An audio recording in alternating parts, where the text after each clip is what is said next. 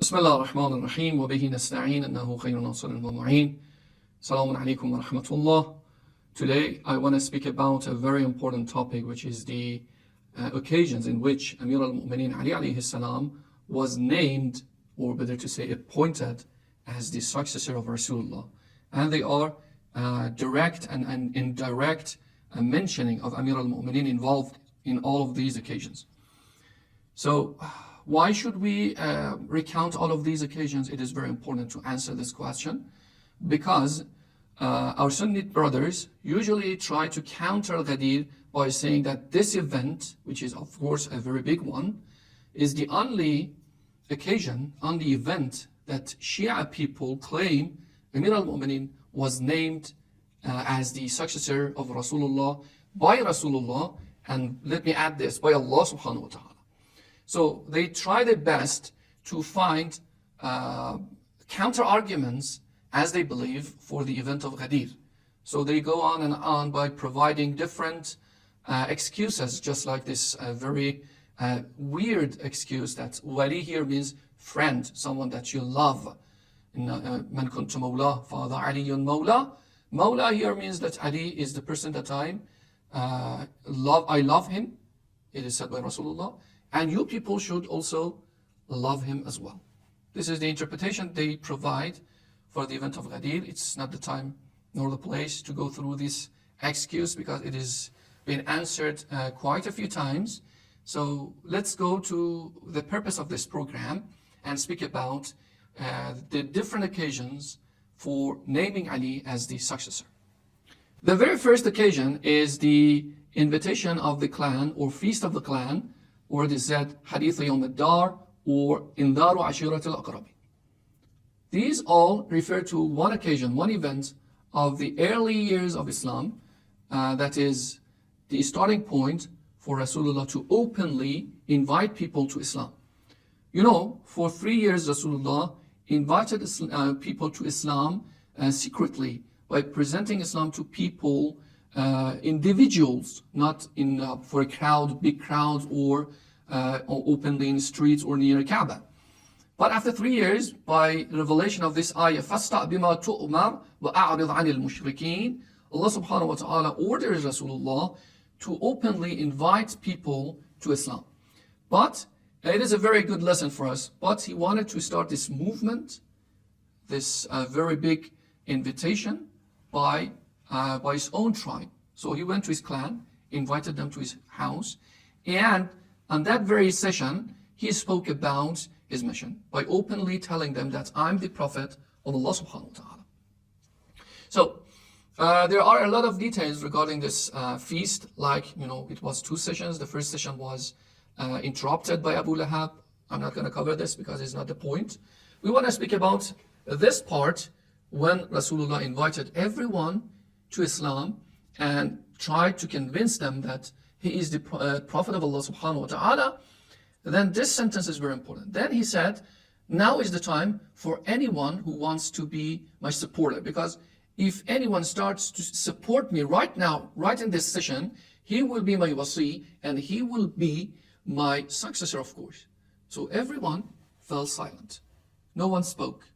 The only person who rose up and announced his support for Rasulullah is no one but Amir al-Mu'mineen Ali alayhi salam. But you know what happened? For three times he announced his support. 2 of them, Rasulullah ordered him to sit down and be silent. But you know, Amir al-Mu'mineen insisted to be the supporter, because no one else rose up to support Rasulullah. This is very important. It's a lesson for us, because if it was for the first time, then Rasulullah denied his support by saying, okay, sit down.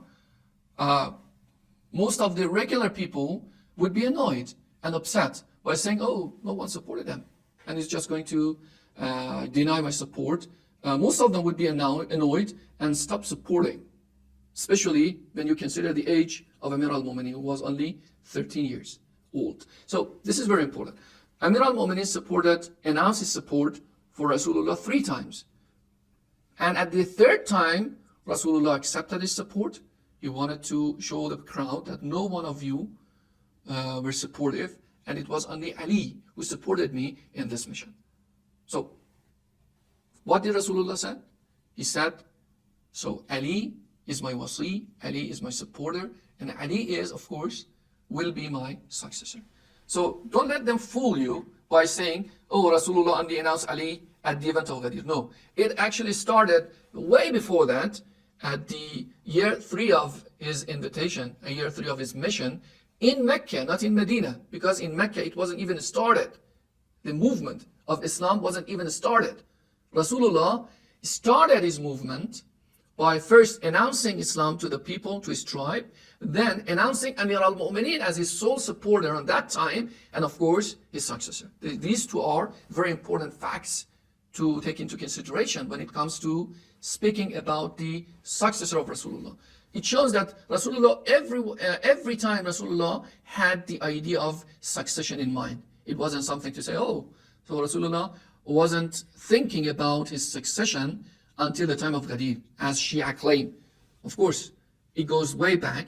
The succession started at the time of Indar. It is the very first event we should take into consideration. And it's also reported by both Shia and Sunni people. We can go to the books and find the historical record regarding this event. The second case in which Amir al-Mu'mineen was named as the successor of Rasulullah, of course indirectly, is the event of brotherhood.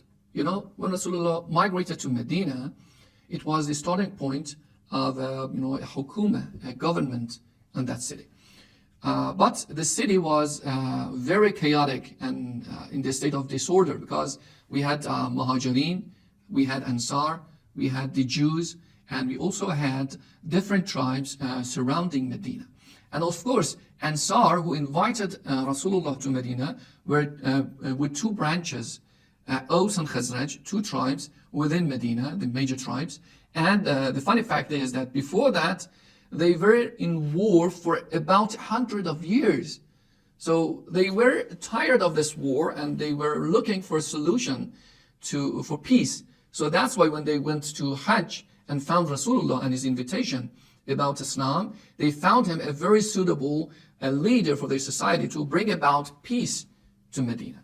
So that's why maybe it's the first and most important goal for the people of Medina, for Ansar, to accept Islam. Of course, the message, Rasulullah's character, and everything was very important. Allah's support was very important. But the first goal for them was to bring about peace to the city. So it was peace at that moment, and they were very joyful for having Rasulullah among them, because it was the early days of Rasulullah's migration. But you know, this joyful situation won't last if you don't find a solution for the problem, the root of the problem, which is the war and that hateful interaction between these two tribes. And also we have the Jews, that you know what they did after a few years, especially in very, very bad situations, like in the Battle of Ahzab. They betrayed Rasulullah. Before that, they tried to assassinate Rasulullah. So Rasulullah had to do something to get all of these people together. So the first idea that came to Rasulullah's mind, which was genius, was the idea of brotherhood. You know, before Islam, oath was sacred among the non-Muslim Arabs, ignorant Arabs, the Arabs of Jahiliyyah, because they didn't have any law or code. So when they swore upon something, they had to commit themselves to that oath. Otherwise, they would lose their character, they would lose their face among other people. So Rasulullah asked them to swear an oath of brotherhood among themselves by pairing them 2 by 2 to hug each other and swear an oath of brotherhood to be brothers. And he specifically asked the people to find those who are more comfortable, and usually was the case of having Muhajirin with Ansar pairing together to be brothers and solve the case of this problem, and also Aus and Khazraj together. Because when you are brothers, when you swear an oath of brotherhood, especially at that time, it was considered to be the most sacred code and principle among the ignorant Arabs. So by doing so, Rasulullah created a very good barrier for starting any disagreements or chaotic situation afterwards. Okay, so how is it related to Amir al-Mu'mineen? it's very beautiful, as if Rasulullah wanted to find every situation possible to announce Amir al-Mu'minin as his closest person, as the most qualified person. So when it came to brotherhood, everyone found a pair and they hugged each other and swore the oath of brotherhood. But Amir al-Mu'minin was singled out. No one was pairing with Amir al-Mu'minin. He was very young at that age. He was around 23, I think. 23. And no one was paired with him. And at that time, when Amir al-Mu'minin was frustrated and couldn't find anyone, that time Rasulullah said, "Come to me, you are my own brother, and no one is qualified to be your brother and to swear that oath of brotherhood with you." This is very big. So Rasulullah chose no one but Ali alayhi salam as his brother to swear this pact of brotherhood. This is very important. It shows that Amir al-Mu'minin is the most qualified person to be paired up with Rasulullah. This is a big indication of who is rationally the most suitable person to be the successor of Rasulullah. Even if we accept that Rasulullah didn't announce anyone as a successor, these big indications, this one and the ones that I'm going to mention, are very important. They are crying out loud the most suitable person for the job. But unfortunately, you know what happened on that day. The third one is the expedition of Tabuk. You know, Rasulullah went to this expedition in order to stop the threat from the Roman Empire of that time. But it wasn't ended with any war, but it was a very good result for Muslims. Rasulullah signed a lot of pacts with the northern tribes, and they sided with Muslims. And alhamdulillah, it was like a victory, although without any wars, because there wasn't any army coming from the Roman Empire. But before going for this expedition, Rasulullah assigned Amir al-Mu'minin as the ruler in his absence. It was very hard for Amir al-Mu'minin to remain in the city because he was accompanied Rasulullah in every other wars, like the Battle of Badr, the Battle of Uhud, the Battle of Ahzab, and of course in the Battle of Khaybar. And in all of them, he played a major role. And if it weren't because of Amir al-Mu'minin, most of them would end that in defeat, of course. So it was wise to bring Amir al-Mu'minin. But it shows that first, Rasulullah was blessed with the knowledge of the unseen. He knew that this expedition wouldn't be going to end it with any wars. It was just a test for the people and of course for the results that I said. And again, Rasulullah wanted to counter this upcoming arguments for Amir al-Mu'minin's succession, that some people might say that Ali wasn't chosen as Rasulullah's successor during his lifetime, because in different situations when Rasulullah was absent in the city, he appointed someone as the ruler, the person in charge in his absence. And there wasn't any case up till that time for Amir al-Mu'minin to be that person in charge. So of course they would say, oh, we couldn't find any sample of that situation, Rasulullah appointing Amir al-Mu'minin as his successor. So maybe Rasulullah wanted to counter this upcoming argument as well. So he appointed Amir al-Mu'minin as the person in charge, and he went away. But it was very hard. In order to calm Ali alayhi salam, Rasulullah gifted him and all Muslims with a very beautiful hadith called Hadith al-Mesbah. He said, Ya Ali, you are to me like Harun was to Musa, except there is no prophet after me. So let's go to the situation. Harun was Musa's deputy, his vizier, and his chosen successor. And of course he was a prophet. If you take away the prophethood from this situation, the other three is applied to Amir al-Mu'minin according to this hadith. It is very important. So if you are chosen as my successor here in Medina because I'm absent for the war, because you are like Harun to Musa. You know, Musa went away, appointed Harun as his successor, and it was something divine.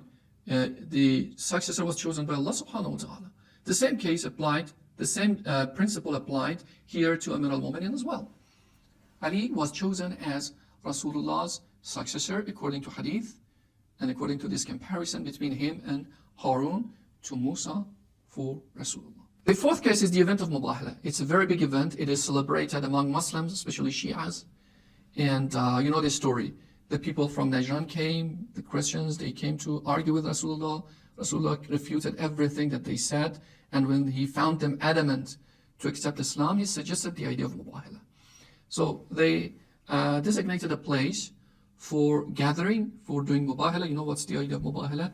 When some people cannot reach a conclusion for the argument, they curse each other and want Allah subhanahu wa ta'ala to send His punishment upon those who are not right, in order to defend the people who are right. So, at this specific day, they came with all the people, the caravan, all of those Christians coming from Najran. But according to the ayah and historical records, Rasulullah came with only 4 other people. His sons, his grandsons, Hassan and Hussein, his daughter, Lady Fatima, and his brother, Amir al-Mu'minin. These are only 4 people who accompanied Rasulullah there. So what is so big about this? Because of the ayah. فَقُلْ تَعَالُوا نَدْعُ أَبْنَاءَنَا وَأَبْنَاءَكُمْ. It refers to Hassanain alayhim as-salam. وَنِسَاءَنَا وَنِسَاءَكُمْ. It refers to Lady Fatima, of course. وَأَنفُسَنَا وَأَنفُسَكُمْ. This one is very big, because we know that you cannot call yourself for this big event. You say, okay, you're Hassanain, your daughter Lady Fatima, and yourself invite. تعالوا ندعو. This invitation for yourself is just nonsensical, because it doesn't have any meaning. To say, okay, I invite myself to this Mubahila. I think it's a joke to laugh about. So, according to historical fact, when you want to apply the people who were present to this ayah, you find it easily. Hassanain, Lady Fatima, and Fusana refers to no one except Amir al-Mu'minin. So according to the ayah, Amir al-Mu'minin is on par with Rasulullah in qualifications. Of course, it doesn't suggest that Ali alayhi salam is higher than Rasulullah. No, of course, Rasulullah is higher than anyone who ever born or going to be born on earth. Every other creatures. But here the ayah suggests that he is the most qualified person after Rasulullah.